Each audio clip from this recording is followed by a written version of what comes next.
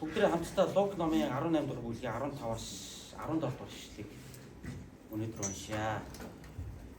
Лук 18 дугаар бүлгийн 15-аас 17 дугаар ишлэг.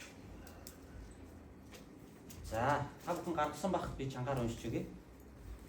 Хүмүүс Есүсийн мотрыг тавиулахаар нялх хүүхдүүдээ түүн рүү авчрахыг хараад шавнар нь хүмүүсийг загнахад Есүс хүүхдүүдийг дуудаад "Хүүхдүүд над дээр ирэг. Тэднийг бүү хоригл. Учир нь Бурхны хаанчлал тэдний шиг хүмүүсийнх юм. Үнэнээр би та нарт хэлье. Бурхны хаанчлалыг хүүхэд адил хүлээж аваагүй тийш юр орохгүй." Аамен. Өнөөдөр бүгдээрээ Лук 18-ын 15-аас 17 гэсэн 3 ишлэл боёо маш тэг богинохын хэсгийг хамтдаа уншиж байна. Тэгээ би өнөөдөр энэ хэсгээс эзний үгийг та бүхэнтэй хүүхдүүдийг эзэнд авчир гэдэг сэдвтэйгээр эзний үгийг хаалцах хүсэж байна. Хүүхдүүдийг эзэнд авчир гэдэг сэдвээр эзний үгийг хаалцах хүсэж байна. За өнөөдөр бол 6 сарын 1. За Америкт бол 6 сарын 1 хүүхдийн баяр биш байх. Америкийн хүүхдийн баяр чинь болоод өнгөрцөн. За Монголын хувьд бол их хурсын баяр, сүүлд их хурсын баяр гэж нэрлэгддэг болсон. Хүүхдийн баяр аа. За тэгээд хүүхдийн баяраар эзэн Есүс Христийн хүүхдүүд рүү хандсан зүрх сэтгэлийн талаар та бүхэнтэйгээ хуваалцах нь зүүн хэрэг юм а гэж миний хувьд бодсон. За хүүхэд байх үеийн дурсамжууд чинь бол зөндөө байдаг баг. Өнгөт кино шиг бүр ингээд одоо хэрэг нүдэнд чинь ингээд өнгөтөр харагддаг. Бүр HD харагддаг. Одоо тийм дурсамжууд бол та нарт одоо зөндөө байдаг баг гэж бодож байна. Тэгээ саяхан манай баг хүү төгс ивэл манайтай ярьжсэн. Хүүхэд байх үеийн дурсамж яагаад тийм кино шиг бүр юм тод ингэж хүний дурсамжинд үлддэг юм бэ гэхээр тэр үеийн хүний юм тархины үйл ажиллагаатай тэр нь холбоотой байдаг гинэ. Тэгээ би хүүгийнхаа ярихыг сонсоод за тийм байдаг байх юм. Яагаад гэхээр бага насндаа цуслан дээр байсан үеэ бодохоор тэр ногоон өвснүүд нь ингээд гялалцаад ирснийг би сандаг байхгүй юу. Тэгээд одоо томрох тусмал тэр ногоон өвснүүдийн гялалцгаа болцсон юм шиг санагдаад энэ хүүхдийн дурсамж юу юм байдаг гинэ. За тэр утгаараа 6 сарын 1 гээд тэгэхээр хүүхдийн баяр паркт ингээд лээж аваагаа дагаад явж исэн. Улаан ус уугаал тухайн үед одоо ундаа гэж улаан ус гэж нэрлэдэг байлаа. Лимонад гэдэг жоохон боловсралтай айлууд нь болохоор лимонад гэж нэрлэдэг байсан. За энгийн одоо богшоо монголчууд нь бол одоо улаан ус гэж нэрлэдэг байсан. Тэгээ хүүхдийн парк дээр аав ээжигээ дагаад хүүхдийн баяр тэмдэглээд нэг тийм нарлаг өдрүүдэл дандаа байдаг шиг. Тэгээ дурсамжинд маань ер нь бол тэгж үлджээ. Тэгээ та нарын хувьд бас хүүхэд насны тань дурсамж гээд ялангуяа хүүхдийн баяр болохоор нэг тэгдэгдээ, нэг ингэдэгдээ гэсэн нэг тийм дурсамжууд бол зөндөө байдаг бахаа гэж бодож байна. Өнөөдөр бидний уншсан энэ Библийн хэсэг дээр гарч байгаа хүүхдүүд хожим том болсныхаа дараа хүүхэд насны дурсамж гэд бодохоор Иесусээр толгой дээр гар тавиулж өрөөлөж ийсэн тэр дурсамж нь насан туршид нь энэ хүүхдүүдийн оюун бодлоос зүрх сэтгэлээс гараагүй үлдсэн байхаа гэж би бодож байна.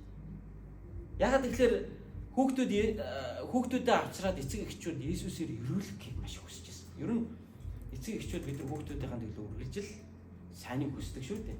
За тэр ч утгаараа одоо өөрөөс нь илүү агуу хүмүүсээр үр хүүхдээ ингэ сайхнаар өрөөлөхийг бид нар бүгдээрээ л хүсдэг. За тэр тийм ч учраас маш олон хүмүүс Есүс дээр ирж өөрийнхөө үр хүүхдүүдийн одоо толгой дээр гар тавиулж тэ Есүсээр амьдралынх нь сайн сайхны төлөө өрөөлөхийг бол эцэг эхчүүд маш хүсэж байсан. За ингээд хүүхдүүдээ аваад ирсэн чинь Есүс бол тэр хүүхдүүдийг хүлээж аваад өрөөмөр байдаг. Гэтэл шавнар нь дургуцаад ирсэн. Танаа хаанаасаа хаалгач нь гихчээр гэд манай монголчууд нь ярьдаг та тийм ээ. Тэгээ хаана нь бол айгүй нээлттэй байгаад байдаг. Хаалгач нь муухай ажиллаад үүдээ хаалгаа нэдгөө гэдэг шиг тийм ээ. Шавнар нь уурлаад аашлаад тэгээ тэр эцэг эхчүүдийг загнаад ирсэн. Яагаад юм болоо? Яг энэ хэсэг дээр бичигдэж үлдээгүй болов сайн мэдээний бусад номууд ер нь Есүсийн одоо шавнартайгаа хаасайгүй яваад үйлчилж ирсэн үйлчлүүдийг харах юм бол Есүс маш их завгүй явдаг байсан. Тэднэрт бүр хоол идэх, унтаж амрахч тийм цаг зав заримдаа бүр үнэхээр олддоггүй байсныг бид Библийн өөр хэсгүүдээс олж харж болно. Нэгэн удаа Есүс шавнараа хүрээд ирэхээр за бүгдээрээ эзгүй газар руу явъя. Тэнд очиж хэсэг хугацаанд амрын сайхан хоол идэ. Одоогийн бидний хэлээр бол эртрит хийх гэдэг нь шүү дээ энэ чинь. Эртрит хийх гэдэг нь шүү дээ. Тэгээ Есүс шавнараа дагуулад нэг зэлүүд газар руу явсан чинь тэнд нь олон төмөн хүрээд ирсэн, араас нь дагаад хүрээд ирсэн. Тэгээ Есүс тэр хүмүүсийг хараад огт тэр шаагаагүй байдаг. Тэр хүмүүсийг хараад дахиад Тэнгэрийн хаанчлалын тухай сургаал зааж өгөөд, дунд нь байгаа өвчтөө хүмүүсийг эдгэж өгөөд, дээр нь бүр таван талах хоёр загсаар тэднийг бүр хооллоод ингээд буцаагаад одоо явуулсан байдаг. Амрах зав байхгүй. Нэг удаа Есүс өөрийнхөө шавнартаа Галил нуурыг гатлан явахдаа усан онгоцны тэр үзүр дээр хитэг дээр дэрлээд хөвтөж байгаа бүр тас үсгсэн байдаг. Өөрөө бүр унтцсан байсан байдаг. Тэгээд нууранд ингээд давлгаа үүсээд ингээд завин усан давтаа живдгийн даван дээр нөгөө шавнарны Есүсийг бүр дуудаж сэрээсэн байдаг. Бүр тэгтлээ Есүс бол бас юм ачаалттай өөрийнх нь яг эд үйлчлэлийн үеэр бол Есүс маш их юм ачаалттай явдаг байжээ гэдгийг би нэг хид хидийн эсгүүдээс харж болж байгаа.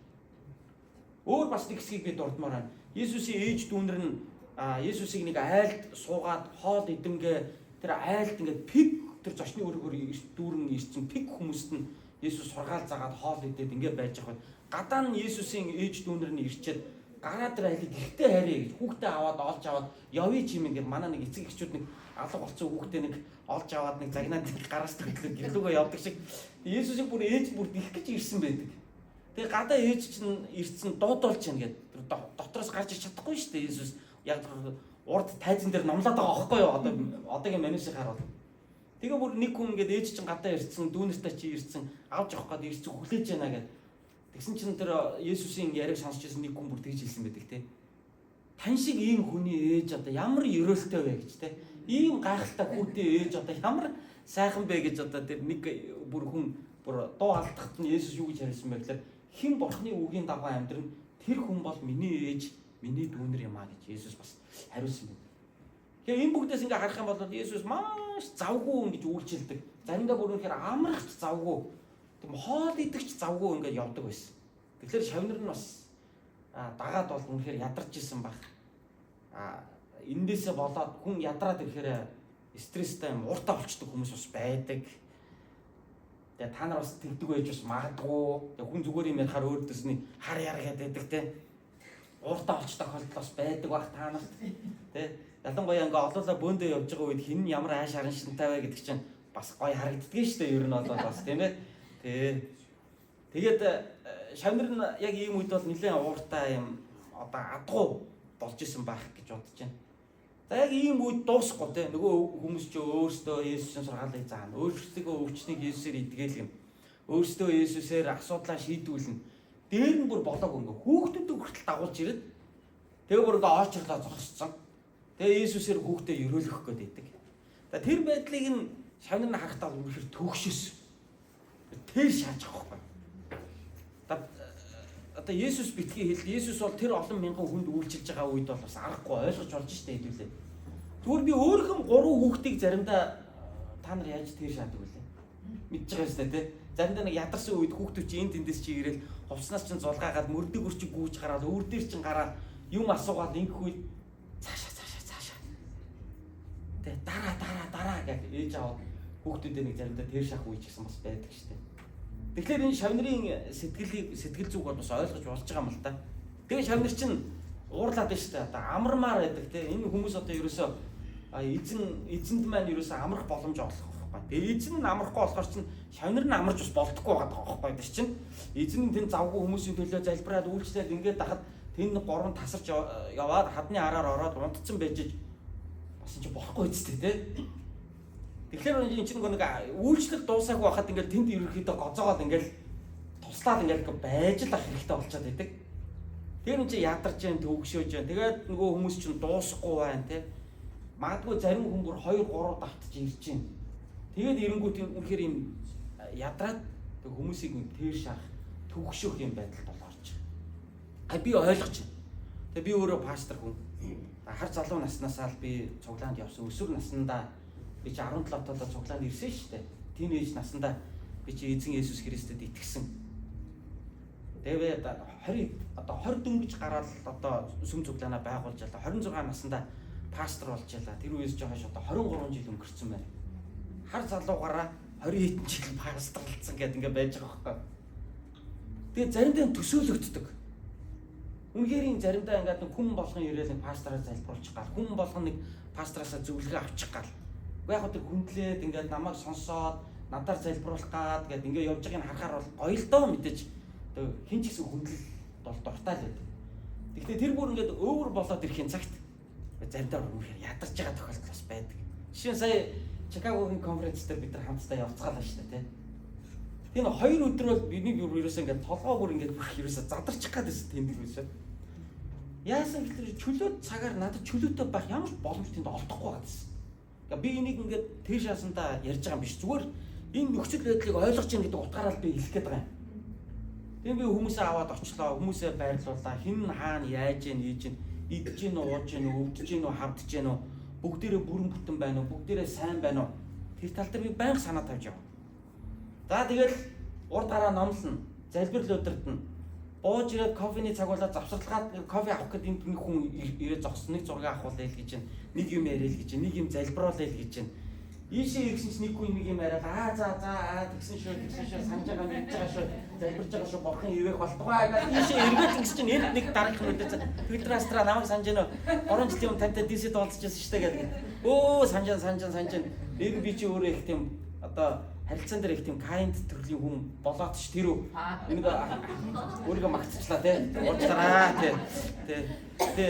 те тийм хүн чинь ингээд хүнд ерөөсөө ингээд яаж болдгоо юм бэ штэ хүнийг ингээд цаашаа гэдэг юм байна те. Тэр нэг хэний ч гомдохгүй хичээгээл ингээл өө за тэгсэн үү ингэсэн үү гэдээ явж жатал биш нэг мэдсэн чи ерөөсөө надад бүр ерөөсөө суул байх ямар ч цаг байхгүйсэн. Энийг болонд очоод ганцаараа зүгээр нэг 10 минут чимүүгээ суух юмсан гэж бодогдох үе ч гэсэн байна. Тэгэхээр нэг олонний дунд үйлчлдэг олон хүмүүсийн төлөө ажиллаж байгаа хүмүүс бол яг энэ зовлон ойлгодог байхгүй. Гэдгийг би хэлэх гээд. Есүсийн шавнар бас яг л энэ зовлон бас яг л Есүстэй хамт үүрж исэн. За тэгвэл нөгөө хүмүүс чи хүүхдүүдэд дагуулад байна. За нэг хүүхд бас биш шүү дээ, 2 хүүхд, 3 хүүхд гэх. Тэгээд аачраараа хүүхдээ өрөөл өгснөө нөгөө хинийхээ хэний хүүхдийг марччихъя уушлаараа Есүс. Энийг бас нэг өрөөгөө өгч. Тэгээд ялангуяа ээж нар бол их тийм нарийн детальтай эрэгтэй хүмүүсээс ер нь залбирлын сэдвийг авахаар эрэгтэй хүмүүс бол их тэгж ярьдэн шүү дээ. За юуны төлөө залбируулах вэ? Ерөнхийдөө тэгэл нэг сайхан ажил амьдрал ингээд төвшин сайхан байвал боллоо доо. Пастор тэгээд залбирчаараа гэх. Эрэгтэй хүмүүс аюу ингэж ярьдаг.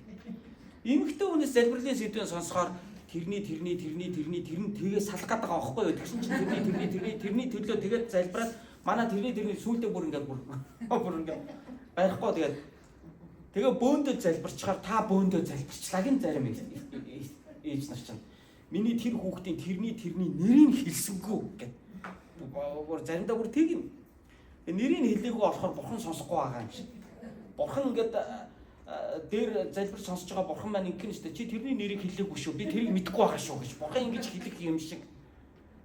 Тэгэхээр ийм үед бол заримдаа үнэхэрийн одоо ядрах тохиолдол бас байна.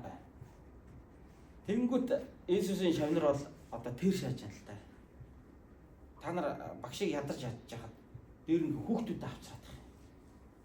Одоо болоо шүү дээ та. Наад хүний идүүлж уулгалт амраалтай айл юм чинь. Гэт нэг хилчиж байгаа байхгүй юу? Тэнгүүт яг гоо энэний ч агард шавнар нь өөрсдөө ядраад байна л та бас. Өөрсдөө амармаар гадаг байхгүй хамгийн гол нь те. Тэнгүүт Есүс хариуд нь юу гэж юм гэхээр шавнараа зэмлэж байгаа. Тэгээ шавнараа зэмлээд юу гэсэн гэхээр хүүхдүүдийг над руу ирэхийг битээ хориглоо. Ядарч байгаа шүү дээ Есүс. Ядарч байгаа ч гэсэн хүүхдүүдийг над руу ирэхийг битээ хориглоо. Тэгээ хүүхдүүдийг өрөөж өгч байгаа. Тэгээд тэр хүүхдүүд дээр толгоорлоод Есүс шавнартаа юу гэж хэлсэн бэ гэхээр Бурхны хаанчлал бол эцсийц хүүхдүүд шиг хүмүүс л Бурхны хаанчлалд ордог юм шүү. Ийм одоо цэвэр цайлган сэтгэлтэй. Ийм хүмүүс л Бурхны хаанчлалд ордог юм шүү гэдгийг тэр дашрамд нь одоо тохиолдуулаад Есүс тэндээс бас нэг шавнараа сургаад авчих юм байна. Тэгэхээр яг ямар үед хэрэгцээтэй зүйлийг нь Есүс бол ерөөсөө шавнартаа зааж сургахаа бол ерөөсөө алгуурлаагүй, ерөөсөө орхигдуулаагүй ийм байсан. За ингээд Есүсээр хүүхдээ өрөөлөх хүссэн ээж аав нарт бол тэр 12 дагалдагч шавнар бол их муухай ааштай муу хүмүүс шиг харагдчихсан байх. Яг цаана Есүс бол их гайгүй байлээ шүү дээ гэж тийм. Заримдаа та нар нэг тийм яриа сонсдоггүй юу? Яг тэр дарга өөрөө бол сайд бол өөрөө айгүй сайн хүн байлээ шүү дээ. Наагур та нарийн бичгэр муухай шүү дээ.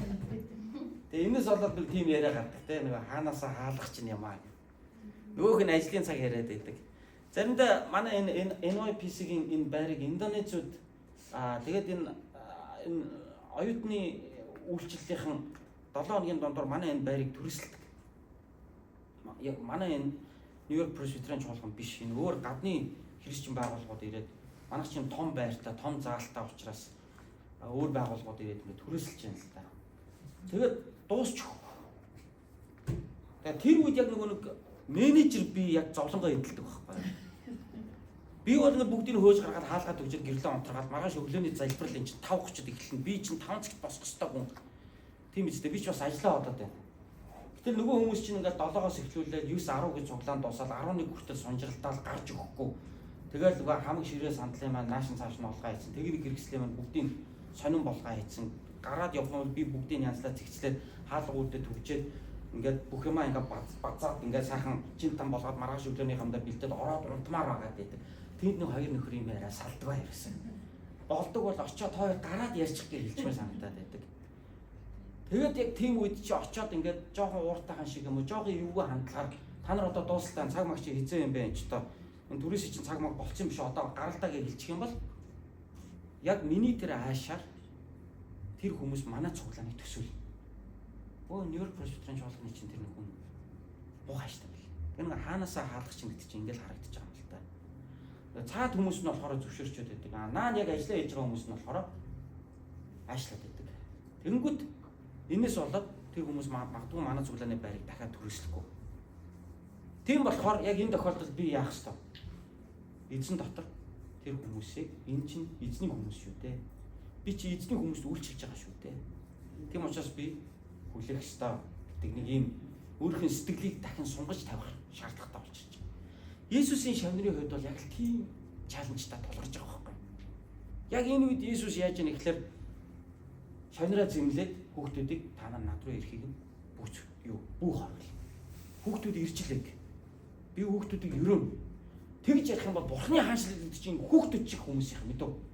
Та нар сурж аваарай гэж Есүсийн тохиолдолд зааж байгаа байхгүй. Гэхдээ өнөөдөр би энэ текстээр дамжуулан та бүхэнд дараах хоёр хэрэгжүүлэлтийг би та нартай уриалмаар байна. Ятгамаар байна. Та нартай заамаар байна. Нэгдүгээр хүүхдүүдийг эзэн дээр ирэхэд нь бүх саад болооч. Өнөөдөр таны хүүхдүүд эзнийг таньж мэдэж эзэнтэй уулзахад та өөрөө саад хийгээд байгаа юм биш үү?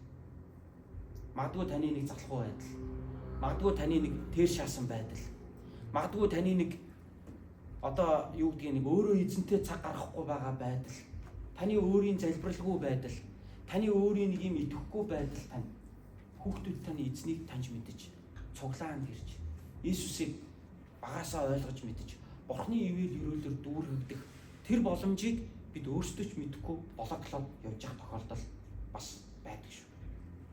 Тийм болохоор хүүхдүүд ирэхээр эдлэх ёстой. Хүүхдүүдэд ямар ирэх байгаа вэ гэдгийг өнөөдөр би танаас сануулмаар байна. Хүүхдүүд Бурхныг таньж мэдэх хэрэгтэй. Хүүхдүүд итгэж үнэмших хэрэгтэй. Хүүхдүүд таньж мэдэх хэрэгтэй. Тэгвэл бид энэ эрхийг нь хүүхдүүдэд бас эдлүүлэх ёстой. Эцэг эхчүүд бид өөрсдөө хүүхдүүдтэй хандж байгаа хандлагаа зөвхөн сургуульд нь явуулаад төлбөрийг нь олж өгөөл гидсийн хоолтой мөрийг нь хувцастай гидс затгалан мөр бүтэн гэж манайх их ярьдаг. Энийг л үүргээ биелүүлчлээ гэж боддог. Гэтэл тэр хүний дотоод хэрэгцээ буюу дотоод сэтгэл зүйн хэрэгцээнд нь бид нар төдийлөн анхаарахгүй байх тохиолдол олонтой байдаг. Хүүхдүүд багаасаа эзнийг таньж мэдээд багаасаа эзний ивэлийг аваад амьдрах юм бол тэр хүүхдүүд том болохдоо зөв хүн бол. Тэр хүүхдүүдийн ас ирээдүйн үнэхээр ерөөлтэй байх бол. Тийм учраас хүүхдүүд эзэн дээр багаасаа ирэх нь чухал. Үүнд бид дэмжлэг үзүүлэх нь эцэг эхчүүд бидний маш чухал үүрэг юм. Олон ингээ Христ итгэж гэр бүлүүдийг харж хагаад хүүхдүүд нь цуглаанд явах дурггүй, залбирдаггүй, Библи мэддэггүй. Тийм ээ? Ээж аав нь сүмд явдаг христчин гэдэг байгаа шүү дээ. Тэгэхээр хүүхдүүд нь Бурханаас алс гол. Бүр шал өөр амьдралтай. Бүр ингээд бүр шал өөр юм үздэг, хардаг, тэрэндээ бүр ингээд дурлцсан. Юу бурхан Библиэд Библи. Бүр тийм юм ярих юм бол бүр нөгөө суугийн юм уучлаарай аав ээж цаашаа. Яа тэгэхээр нөгөө анхнаас нь бид нар тэднийг бурхан дээр ирэх замыг нь засч өгч чадаагүй байна. Тэр өнөөдөр бидэнд байгаа нэг чухал үүрэг юу вэ гэвэл хүүхдүүд эзэн дээр ирэхэд бид нар тэрэнд замыг засч өгөх нь бидний чухал үүрэг. Бидэнд юмд дэмжлэг үзүүлэх нь бидний хувьд маш чухал үүрэг. Энэ бол өнөөдөр эцэг таны хувьд, бидний хувьд хүүхдүүдийн сүнслэг хэрэгцээг анхаарах нь чухал. Бид нар хүүхдүүдийн махбодын хэрэгцээг нь маш их анхаардаг гэнэ. Оюуны хэрэгцээг нь маш бага анхаардаг. Дээр нь сүнслэг хэрэгцээг нь бүрч анхаардаггүй. Тэр хүүхэд болгонд 3 түвшний хэрэгцээ байна шүү дээ. Нэгдүгээр махан биеийн хэрэгцээ, хоёрдугаар оюуны хэрэгцээ, мэдлэг боловсрал, гуравдугаар сэтгэл зүйн хэрэгцээ, буюу сүнсний хэрэгцээ. Тэгэхээр эцэгчүүд бид нар махан биеийн хэрэгцээг нь асар их анхаарч юугаарч дутаахгүй тэрийг ингээд дэмжиж хийж өгчөөд тэрийгэ болж гин бүтэж гин гэдэг сэтгэл амарчих тохиолдол байдаг. Оюуны хэрэгцээнд дэр санаа зов. Бага санаа зовдог. Яг одоо орчин үед бол зарим эцэг эхчүүд бол айгүй их санаа тавьдаг болцсон. Болж байна. Тэгтээ бүр яаж яах гэхээр нөгөө оюуны хэрэгцээг нь хангаж өгж байгаа нь ингээд бүр хүүхдүүдэд дарамтанд оруулж байгаа ч гэсэн нийгэм айлууд гэр бүлүүд бол бас зөндөө байна. Тэгэхээр хүүхдүүдэд чинь сэтгэл зүйн хэрэгцээ гэдэг юм асар дутагдчихэдэг. Буюу сүнсний хэрэгцээ гэдэг юм хүүхдүүдэд маш хэрэгцээтэй байдаг. Хэн нэгэн тэр хүүхдийг сонсох хэрэгтэй байдаг. Хэн нэгэн тэр хүүхдтэй ярилцах хэрэгтэй байдаг. Тэр хүүхд бурхныг таньж мэдж эзэн дотор тайвширч амарч амьдралаас иршгүйч урам зориг олж авч итгэл найдрыг олж авах хэрэгцээ байдаг. Тэрийг нь өгдөггүй огт. Тэрнийг огт санаа тавьхгүй байх тохиолдол байна. Тийм болохоор Есүс хүүхдүүдийг өөрлөө нь ирээд өөрөөр нь өрөөгдөөсэй гэж хүсдэг бол таны хүүхдийг ч гэсэн өнөөдөр Есүс бас өрөөхийг хүсдэг юм байна. Өөр хүүхдүүдийг эзэн дээр авчраа. Хүүхдүүд бол манай чуулганы нэг хэсэг гэдгийг бид мартаж болохгүй. Тэгээ бид чуулганыхаа гишүүдийг зөвхөн одоо ингээд энэ танхимд ирж байгаа томчуудаараа төсөөлж хэмжиж юусоо болохгүй. Бидний дагаад ирж байгаа хүүхдүүд маань ч гэсэн манай чуулганы гишүүд энэ хүүхдүүд ч гэсэн бурхнаар өрөөгдөх хэрэгтэй. Энэ хүүхдүүд ч гэсэн багасаа эзний ивэл өрөөлийг аваад итгэл найдвартайгаар энэ хорвоог туулах тэр үнэт зүйлээ олж авах нь энэ хүүхдүүдийн эрх. Есүс бол хүүхдүүдийг өрөөхийг хүсдэг. Харин та саад хийж байгаа юм биш үү? Эсвэл та хүүхдүүдээ эзэн дээр авчирч байна. Үүний төлөө бид хичээн ажиллах ёстой шүү гэдгийг би өнөөдөр та бүхэнд хэлмээр байна. За би 2 хүүтэй сая Чикагогийн конференц, Чикагогийн конференц шиг би одоо дахиад ярьчих.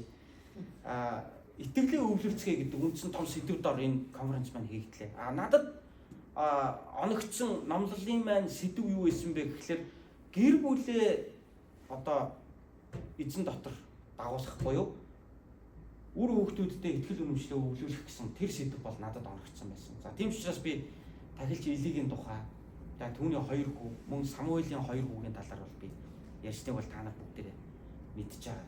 За тэгээ би өөрийнхөө 2 хүүгийн жишээн дээр бас би ярьж байсан. Тэнд конференц дээр би ярьж амжаагүй нэг 2-3 жишээг бас би өнөөдөр энд та нарт бас ярмаар байна. Яг л нэг цагтаа багтах гээд би бас жоохон сандраад тэгээ зарим нэг зүйлийг бол би тэр номлол дээр бол би ярьж амжаагүй зүгээр орхилсон баг. Харин өнөөдөр би та нарт бас би ярив. Өчтөр өөрөө би 2 хүүгээс асуусан байхгүй. За аав нь маргааш хүүхдийн баяраар хүүхдүүдийг Есүс дээр авчраа гэдэг сэдвээр аав нь номлох гэж байна. За та хоёр бол Христэд итгэж хүүхдүүд. Та хоёр нь яагаад Есүст итгэсэн? Тэрийг надад аавдаа ярьдаа. Би яг та хоёроос сонсъё. Тэрнээс одоо би ингээд нэг өөрийнхөө нэг мондөг одоо хүүхдүүдэд христчэн болгоцсон аав шиг одоо худлаа зохиомл номлол би хиймээргүй. Та хоёрын хувьд яг яагаад юу Есүс Христэд итгэх болсон? Зарим христчэн гэр бүлийн хүүхдүүд нь Есүсийг дуудахгүй байна, залбирахгүй байна, эзнийг мэдэхгүй байна. Гэтэл та хоёр тийм биш. Тэгэхээр та хоёр яаж ийм болсон юм бэ? Аавдаа ярьдаа аав сонсъё. Энэ ч хоёулаа надад ярьж байна. Багасаа л төрсөн цагаас л бурхны тухай сонссон шүү дээ. Тэгэхээр юусе бурхан байхгүй гэдэг бодол юусе бидэд байдаггүй. Бурхан байгаа л гэж итгэдэг. Багасаа л төрөхдөө л бурхны тухай сонссон. Гэж юм л да одоо бид хоёроос тий. Энийг чинь одоо ингээд би өөрийнхөө өнцгөөс ярих, тэдний өнцгөөс сонсох надад бас сонирн байж та гоё байж та нэг талаар. Тийм учраас багасаа л бурхны тухай сонсож өссөн. Тийм болохоор л энэ юусад багасаа л бурхан байгаа. Бурхан хүмүүсийг ивэдэг. Бурхан бол бүтээгч. Хүн бол бурхны өмнө очдог гэдгийг одоо бид нар багасаа мэдэж өссөн учраас бурханд итгэх итгэл гэдэг бол бидний хувьд бол тийм хэцүү зүйл байгаа гэж бидний хувьд ч хэлээгүй л да яг зүгээр тус тустай гэж ярьж байна. За хоёрдугаар юу нөлөөсөн гэхээр ээж та хоёрын энэ итгэлтэй ийм үнэнч сүм цуглаанаа чухалчилдаг. Энэ Христийн сайн мэдээний төлөөх үйлчлэлийнхаа төлөө ингэж багт байгаа чинь бид хоёрыг бол ерөөсөө намайг бол ерөөсөө амар тийм эргэлзээгүй болгож өгсөн. Тийм зүгээр ингээд чи тийх ёстой, ингэх ёстой гэж хэлээд байгаа хасаа хэлүүдээ өөрсдийн үйлчлэлдээ хандж байгаа байдал, энэ итгэлийн замаараа явж байгаа байдал, энэ итгэлдээ тууштай бат байгаа байдлыг чинь харахтаа энэс бол маш хүчтэй нөлөө авсан гэдэг манай том хүү бол бүр ингэ дэлгэрэнгүй тайлбарж өгч байгаа байхгүй. За 3 дахь нэг хүчин зүйл нь юу байсан бэ гэдгийг гэхээр за аав та хоёрыг баг бахад би та хоёрыг эзэн дотор дагуулж Есүстэй би та хоёрыг холбож өгөхийн тулд аав нь 3 юм та хоёрт хийж исэн юм аа. Одоо би тэр 3 юмаа та хоёрт ярив. Та хоёр санал нийлж ивэл хэлээрээ санал нийлэхгүй бол би тэгж бодохгүй та тэгээгүй ш та худлаа яриад байна. Надад хэлээрээ аав нь гомдох юм байхгүй шүү. Юу юм та юу хийсэн бэ тэрийн төлөө гэнэ. Өөрсдөд нь хэлэхгүйгээр хийж байгаа штэ. Тэгээд чинь тактикийн шинжтэй би хийж штэ. Итгэл үнэмшлийн дагуу. За нэгдүгээр аав та хоёртой хар багаас чинь тоглодог байсан. Маш их тоглодог байсан. Ялангуяа би том хүүгээ жоохонд нь маш их сумаа барилдаж битээр тоглодог байсан. Орон дээр битээр маш их ноцолтож тоглодог байсан. Тэр ингээм байлдаж тоглодог байсан. Аав нь бол та хоёртой маш их тоглодог. Баг хүү маань бол би ингээд орон дээр дөрөв хөллөнгүүд нь миний нуруунд дээр хоёр тишээ давж өсөрж буудаг. Хөлсөө хартлан гэж давж өсөрж буудаг гэсэн баг. Бүр стрессээ тайлбарлах манай баг маань тэгдэг байсан. Тэгэд санаж гинөө гэсэн чинь яа хүнэн санаж гин. Тэгээ ингэж тоглодог байсан. Аав нь та хоёртой маш их тоглох цагийг гаргадаг байсан. Ингэснээрээ бага наснаас чинь эхлүүлээд бид гурван харилцаа бол их ойр байсан. Аав нь тэгж бодож байна гэдгсэн чинь. За таарж байна яг үнэн. Та хаста бид хоёртой айгүйх тоглодог байсан гэж хүлээж ширж байна. За хоёрдугаарт нь та хоёр супер баатруудыг сонирхдаг. Нэг Avengers-ийн супер баатруудыг их сонирхдаг. Би та хоёрын сонирхдаг юмн дээр чинь марчин дамжуулж би Есүсийг та хоёртой би хуалцдаг байсан. Тэр нэг супер баатруудыг айгүйх зурдаг, супер баатруудын тухай ярьдаг, супер баатруудын Avengers-ийн цуврал кинонуудыг хамт үздэг. Тэгээ би тэр хоёроос асуудаг энэ ямар учиртай, тэр ямар учиртай гэхлээр дуртай юмаа надад ярьж өгдөг. Тэгээ сэтгэл нь нээгддэг. Тэнгүүт нь би тэр чинь гэдэг юм уу, энэ чинь гэдэг юм уу гэж ярьдаг. Тэгээд Библи судлал хийгээд ингээхээр нөгөөдөр чинь супер баатартайгаа Есүсийг харьцуулж ойлгоно. Тэгээд манай баг бол ялангуяа тэгж хэлжсэн байхгүй. Бодоод байсан чинь Есүс чинь бол хамгийн агуу төгс супер баатар юм байна штэ гэж хэлжсэн байхгүй. Тэгэхээр сонирхлоор нь дамжуулаад хүүхдтэйгээ би одоо Библийг холбож тэгээ ямар нэгэн одоо холбоосыг олж Библийг холбож ингэж ярьжсэн маань сонирхлоороо дамжуулаад эзнийг таньж мэдэх тэр боломж үүд хаалга нь бол хүүхдэд маань бол нэгдэжсэн байна. Хоёулаа хүлээн зөвшөөрч байна. За 3 дугаарт нь би та хоёрт юу хийсэн бэ гэвэл та хоёр багада надаас ирээд юм асуу. Хүүхдний юм асуудаг үе байдаг шүү дээ, тий. Яагаад тийм байгаа, яагаад ингэдэг ингээд. Тэр үед би ерөөсө цааргалахгүйгээр чадлагын хэрээр мэдлэгийнхаа одоо хэрээр та хоёрт хариулж өгөх хичээдэг байсан. Би ерөөсө тэр шахахгүйгээр хариулж өгөх хичээдэг. Асуултанд ч юм би байнга нээлттэйгээр хариулдаг байсан. Тэр та хоёрыг бол аюул олон юм мэдж авахд бол хүрхсэн. Хүүхдүүд ч өөрөө ирээд Библийн тухай асуугаад байгаа байхгүй. Хүүхдүүд ч өөрөө бурхан тэгвэл яагаад гэдээ ирээд асуудаг л байхгүй. Тэ? Цуглаан дээр ингэж яриад байсан. Тэгвэл яагаад ийм бага ааваа ээжээ Есүс чинь тэгвэл ингэдэм үү тэгдэм үү гэж яг асууж байгаа. Тэр болгонд нь би чадлагын хэрээр хариулдаг байсан. Зарим юм би мэдэхгүй шүү дээ. Би бол төгс хариулагч биш. Би бүх юм төгс мэддэг нэг юм бол би биш. Гэхдээ би мэдж байгаа төвшөндөө өөрийнхөө чадах хэрээрээ бол би үргэлж тэр үүрэг хариуцлага биелүүлэхийг хүссэн.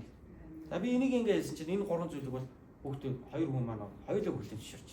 За ийм учраас л та хоёр багасаа эзнийг улам илүү таньж мэддэг болсон гэж аав нь дүгндэг шүү гэсэн чинь та бүр тэгж бодоод бүр ингэж хийж исэн байх нэ гэж бүр одоо тэд чинь мэдэхгүй шүү дээ.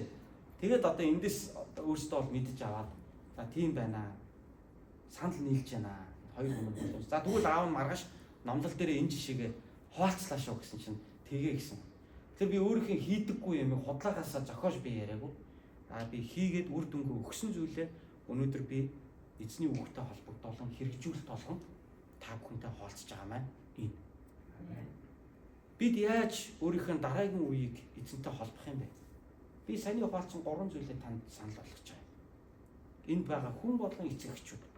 Залуучууд маань ирээдүйд гэрлэн хүүхдүүдийн эцэг болно, хүүхдүүдийн ээж болно. Тийм ээ? Та өөрийнхөө үр хүүхдийн өмнө хүлээсэн сүнслэг үүрэг хариуцлага биелүүлээрэй. Тэднийг Та Есүс рүү авчраарай.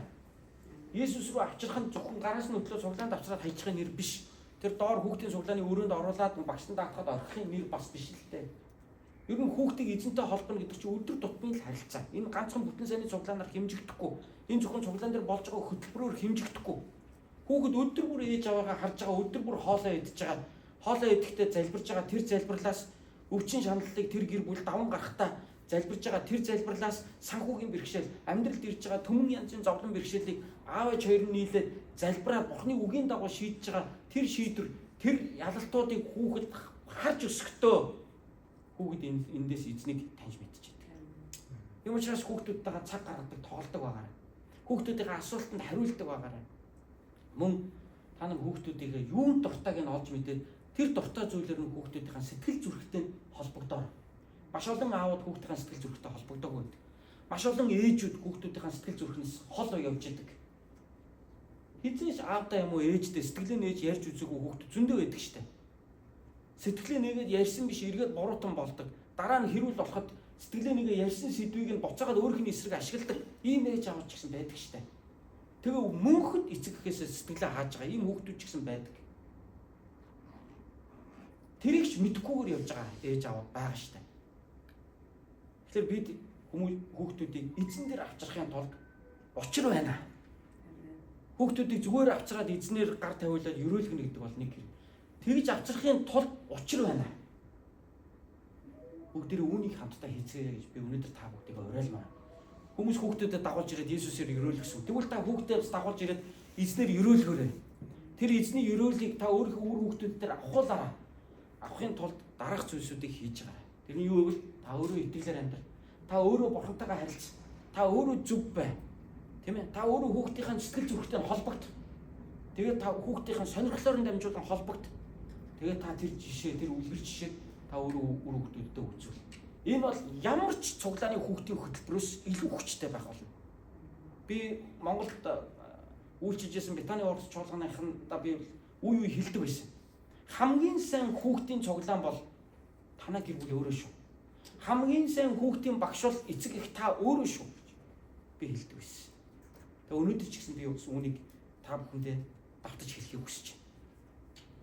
Бид үр хүүхдүүдээ эзэн дээр авчрах, эзний ерөөлийг тэдэнд авахулах нь эцэг эхчүүд тэдний өмнө хүлээсэн бас нэгэн чухал үүрэг роль билээ. Хоёрдугаарт бид энэ сургаалаас юу сурах вэ? Есүс өөрхийн шавнаас буцаагаад хэлэхдээ хүүхдүүдийг над руу ирэхийг бүү хоригл гэж хэлсэн. За хориглохгүй юм байна. Хүүхдүүдээ харин ч эзэнтэй холбож өгөх юм байна гэдгийг бид сурчлаа. За тэгвэл Есүс одоо үргэлжлүүлээ шавнартаа хэлэхдээ Тэнгэрийн хаанчлал бол, Бурхны хаанчлал бол энэ хүүхдүүд чиг хүнийх юм а гэж хэлж байгаа. Хүүхдүүд мэд хүнийх юм а гэж хэлж байгаа. Тэр ингээл 90 цент хүрчээл хүүхчиг аяглаад авах тухай яриаггүй шүү дээ энэ чинь. 25 та залуу 12 настай хүүхдийг сэтгэлгээтэй яваад авах тухай ерөөсөө яриаггүй шүү дээ энэ чинь. Тийм ээ? Одоо нэг янз янзын эрүүл мэндийн шалтгаанаар эсвэл дааврын өөрчлөлтөөс, хормосомын асуудлуудаас болоод тийм ээ биеийн өссөн ч гэсэн одоо ингээд дотоод сэтгэл нь 5 настай хүүхчиг чигээр өвлөлдсөн ийм одоо эрүүл мэндийн асуудлууд нийгэмдэр зөндөл байна л да. Энэ бол тийм хүүхэд чиг гэдэг нэг тийм зүгээр юм хүүхэд чиг юм гинэн томоогүй эсвэл хүүхэд чиг учир мэддэггүй байх тухай огт яриаггүй. Энэ юу вэ? Хүүхэд Бурханд шууд итгэдэг. Бурханы хаанчлыг шууд хүлээж авдаг юм хүүхэд бол. Тэгээ хүүхэд бол маш тийм цэвэр сэтгэлээр яг эзэнд итгэж найддаг юм байна. Яг ийм сэтгэлээр Бурханд итгэж найдахыг эзний үг өнөөдөр бидэнд ятгах байгаа. Есүс бидэнд ятгах байгаа. Тэр та өөрхийн зүрх сэтгэлийг эзний өмнө дахин нэг хараарай. Хэдийгээр бид нар бүгдээрээ насанд хүрсэн эцэг эхчүүд мөн байгаа боловч нөгөө талаар бид Бурхны хүүхдүүд гэдгээ өөрсдөө мартаж болохгүй. Бид Есүс Христэд итгэснээр Бурхны хүүхдүүд болсон. Тэгэхээр бидний зүрх сэтгэл яг аавынхаа өмнө, Бурхан эцгийн өмнө бид ямар байх вэ гэдгийг бид үргэлж санах хэрэгтэй. Бид яг тийм цэвэр, цайлган, тийм ээ, тийм сэтгэлээр бид нар эзэнд итгэв, найдах, тийм сэтгэлтэй хүмүүсийг Бурхан ерөөдөг багтах. Бурхан ерөөдөг багтах. Хүүхэд шиг Бурханд итгэдэг хүмүүс залбирлынхаа хариултыг Бурханаас маш их авдаг. Ийм жишээнүүдийг бол олон харж ирсэн. Тэгээ 2-3-7 хоногийн өмнө ирээд гэрчлээ хаалцаад явсан Манай даваа сүрэн ахыг танаас санаж байгаа бах. Даваа сүрэн докторыг танаас санаж байгаа бах. Манай Монгол дахь цуглаанаас ирсэн. Их нартайгаа яриад гэрчлээ хоолцсон явсан тийм. Даваа сүрэн ахыг болохоор хүмүүс ер нь тэгж боддог байхгүй. Доктор хүмүүс ч үгүй амар их юм. Одоо юу гэдгийг эрдэм мэдлэгтэй хүмүүстэй хүнтэй харьцаж болохгүй юм хүн гэж ингэж хүмүүс боддог. Өөрийнхөө ингээ байгаа төрхийг харах юм том биетэй жоохон ийм багшрахгүй яргардуу ийм царайтай болохоор хүмүүс их сүрдээд ингээд харилцаж чаддаг. Гэтэл тэр хүн өөрөө бурхны өмнө яг юм хүүхэд чигээрээ содог хүн байхгүй. Тэрийг би мэддэг байхгүй. Пастор манад нэг хүрээд ирж. Та надтай Библи хаалцаад миний төлөө залбираад өгөөч. Тэгээд яг очиод ингээд Библи судлангууд хамт Библи уншаад хамт эзний үгээс дамжуулангууд тэрийг бүр ингээд үнэхээр тэр нэг юм хүүхэд ихийнхаа сүг ууж байгаа мэт бүр сорж аваад тэг бүр үнэхээр эзний өмнө бүр ингээд уйлаад ингээд залбирж байгаа. Тэр сэтгэлийг нь бурхан үргэлж ерөөж тэр гэр бүлийг ивэж идэг юм байна гэж би тэндээс харж би мэдэрч ирсэн байхгүй.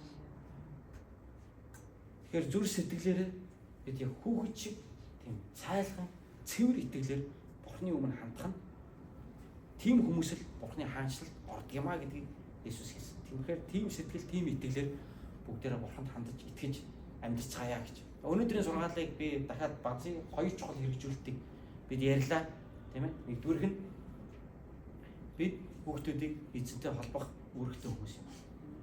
Үүнийгээ та хэр биелүүлж байна вэ? Бас цаашдаа хэр биелүүлэх вэ? Хоёрдугаарт, тийм ээ. Хоёрдугаарт та өөрөө хүүхэд чиг сэтгэлээр эзэнд итгэн найдаж байна уу? Тийм ээ. Яг л ийм сэтгэлээр итгэн найдахыг эзэн Иесус Христ бидэнд зааж сургасан байдаг шүү. Бүгдээ хамтдаа эзний өмнө залбирах цагийг гаргацгаая. Өнөөдрийн сургаалын дагуу бүгдээ хамт залбирая. Бид хүүхдүүдэд ерөн залбирна. Мөн бид өөрсдөө Бурхны өмнө түүний хүүхдүүд гэдгээ санах ёстой. Хамтдаа залбирцгаая.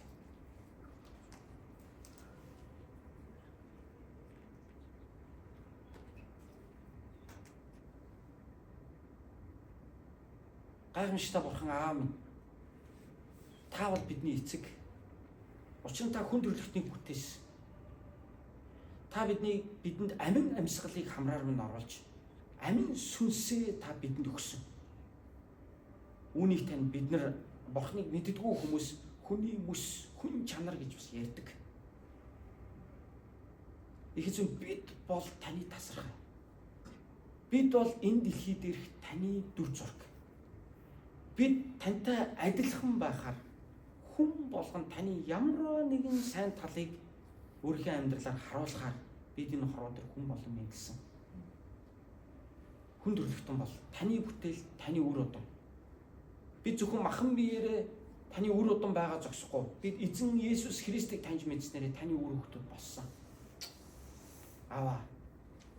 Бид таны үнэхээр бурхан эцэг гэж дуудахтаа мэдээж бид өөрсдийн махан биеийн ээж аавыг үгүйсгээгүй. Та бол энэ ертөнцийг бүтээсэн бүтээгч гэдэг утгаар нь бид үүнийг эзэн Есүсийн нэрээр бид хэлэн дуудаж байна эзэн. Бидний сэтгэл зүрхийг та цэвэрлэн ариусгаач. Бид өөрсдөө хүүхэд адил итгэлээр, сэтгэлээр таны хаанчлалыг өглөн авахыг хүсэж байна. Манай чуулганы хүн бүрт таны хаанчлал ирэх болтугай. Тэдний амьдрал дээр таны хаанчлал ирэх болтугай. Эзэн минь энэ номлыг сонсож, итгэл сэтгэлээрээ хамт зогсож байгаа хүн бүрийн амьдрал дээр таны хаанчлал ирэх болтугай. Учир нь тэдний итгэл, тэдний сэтгэл таны хүүхэд лугаа адил таны өмнө итгэлээр ирсэн юм. Та энэ хүү бидний зүр сэтгэлийг удирдан жолоодж өгөөч. Аваа бид мөн өөрийнхөө дараагийн үеийн хүүхдүүдийг, дараагийн үеийнхнийгаа бид тантай холбож өгөхийг хүсэж байна. Та бидний үр хүүхдүүдийг эвээгч. Таны өрөөл, таны мотор тэдний амьдралынхан дээр хамт байх болтугай. Хүүхдүүд юм хаа явсан газар нь та өрөөн сахих болтугай. Бузар муугаас хамгаалах болтугай. Таны гэрэлгээ, таны амар тайван, эдгэрэл, таны сайн сайхан тань, өршөөл, уучлал тань бидний үр хүүхдүүдийн дээр байхад та туслаач гэж гуйж байна. Өнөөдөр бид хүүхдүүдэд таны өмнө авчирсан.